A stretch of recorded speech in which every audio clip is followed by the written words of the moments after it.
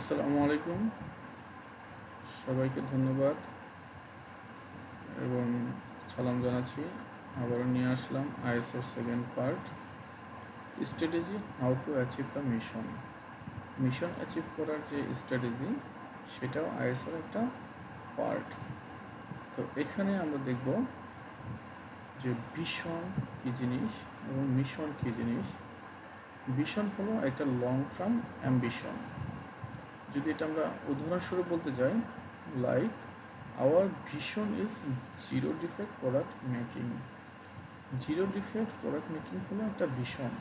তো এই ক্ষেত্রে যদি আমরা দেখি মিশন কি, মিশন হলো একটা short term ambition, soft value by following principle follow করে শর্ট টার্ম ভ্যালু অ্যাড করে। এখন ভিশন বা মিশন অ্যাচিভ করতে হলে আমাদের এই চারটা জিনিস মাথায় রাখতে হবে।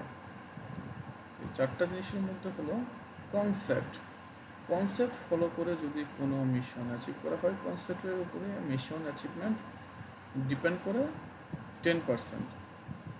এবং এক্সাম কোয়ালিফাইড যে যেমন যে মিশন অ্যাচিভমেন্টের সাথে যারা জড়িত তারা কতটুকু ক্যাপাবিলিটি, কতটুকু পড়াশোনার কোয়ালিফাইড, সেটা বোঝানো হয়েছে।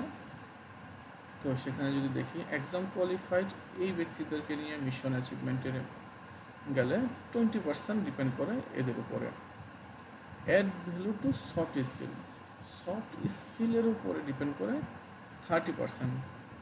এবং অ্যাক্ট মানে অ্যাক্টিভিটি, আমরা অ্যাকশন টেকেনের মাধ্যমে কতটুকু অ্যাকশন টেকেন নিচ্ছি সেটার উপর ডিপেন্ড করে 40% অ্যাচিভমেন্ট। তো এই চারটা ক্যাটাগরির মাধ্যমে আমরা মিশনটাকে অ্যাচিভ করতে হলে 100% অ্যাচিভ করতে পারবো। তো এখান থেকে যদি কোনো পয়েন্ট আমরা বাদ দিয়ে চিন্তা করি মিশন অ্যাচিভ করতে হলে, তাহলে সেখান থেকে আমাদের অ্যাচিভমেন্টের পার্সেন্টেজ কমে যাবে। যদি কনসেপ্টটাকে বাদ দিই তাহলে 90% নিয়ে আমাদেরকে মিশন আগাইতে হবে। এক্সাম কোয়ালিফাইড বাদ দিলে 80% বাদ দিতে হবে। তো আমাদের এইভাবে করতে হবে যে কোনো পয়েন্ট আমাকে বাদ দেওয়া যাবে না। 100% মিশন অ্যাচিভমেন্টের যদি চিন্তা করতে করি তাহলে অবশ্যই আমাদের এই চারটা ক্যাটাগরি ফলো করতে হবে। এখন মিশন অ্যাচিভমেন্ট করতে হলে যে ভ্যালু অ্যাড, সেই ভ্যালু অ্যাডটা কীভাবে করে,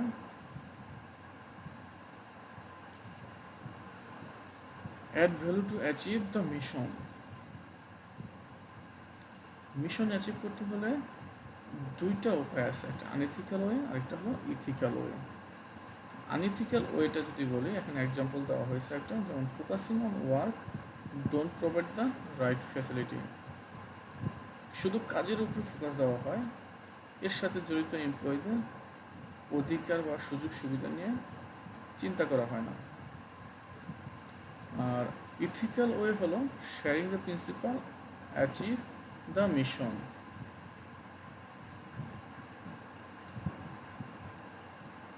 মিশনটা অ্যাচিভ করার জন্য এর সাথে জড়িত যত প্রিন্সিপাল আছে, যে প্রিন্সিপালগুলো আমরা সেট করে থাকি, সেই প্রিন্সিপালগুলো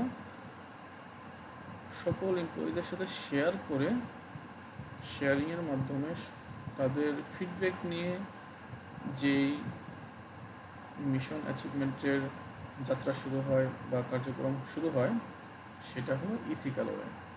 তো এইটা সাস্টেনেবিলিটি, এই ওয়ে ইথিক্যাল ওয়েতে যেই মিশনটা অ্যাচিভ করা হয় এর সাস্টেনেবিলিটি এবং অ্যাচিভমেন্ট পার্সেন্টেজটাও সবচেয়ে বেশি থাকে। তো আমাদের মাথায় রাখতে হবে মিশন অ্যাচিভ করতে হলে অবশ্যই আমাদের ইথিক্যাল ওয়েটা ফলো করতে হবে। আনইথিক্যাল ওয়ে ফলো করে আমরা মিশনটা অ্যাচিভ করতে পারবো, কিন্তু এটা সাস্টেনেবিলিটির পার্সেন্টেজ কম থাকে। যদি আমরা সাস্টেন করতে চাই দীর্ঘমেয়াদীভাবে, তাহলে অবশ্যই ইথিক্যাল ওয়ে ফলো করতে হবে মিশন সাকসেস করার জন্য। তো সেক্ষেত্রে আমাদের অবশ্যই প্রিন্সিপালগুলো সেট করে আমার মিশন অ্যাচিভমেন্টে যারা থাকবে সকলকে তার প্রিন্সিপালগুলো শেয়ার করে মিশন অ্যাচিভমেন্টে আগাইতে হবে, তাহলে 100% মিশন অ্যাচিভ করা পসিবল। ধন্যবাদ সবাইকে। আজকের মতো এই পর্যন্তই। পরবর্তী পার্ট আবার পরবর্তীতে নিয়ে আসা হবে। থ্যাংক ইউ সবাইকে।